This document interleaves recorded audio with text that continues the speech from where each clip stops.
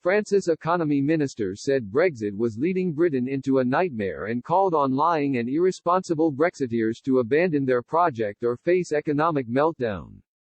France's hardline stance during the Brexit process should not come as a surprise, as French politicians have often made their disdain clear.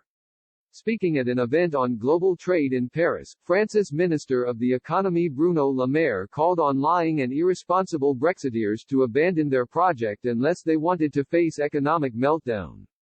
He said, "Every person is free to decide to leave the single market and the European Union. But what Brexit shows is that the economic cost of leaving the single market is simply exorbitant and that there are many lying and irresponsible politicians, who in Great Britain have explained to the British people that Brexit would result in bright tomorrows. The truth is that, economically, Brexit can result in a nightmare." Mr. Le Maire said it was time for Brexiteers to acknowledge their mistake and row back on leaving the EU. He noted, the British politicians, who have argued for Brexit, now have a choice between reneging on their absurd political promise or an economic disaster of which the British people will be the first victim. The French minister said that, faced with a global trade war, Europe's single market was a considerable strength and protection.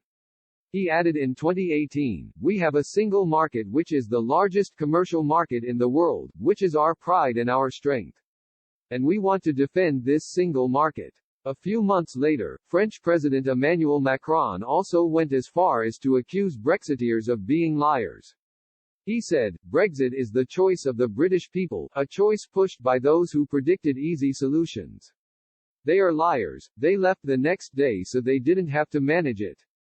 It's not so easy to leave the EU, it's not without a cost, it's not without consequences." Michel Barnier has presented us many details in a very convincing way on how the backstop is going to work, respecting citizens and companies while protecting borders and the integrity of the single market.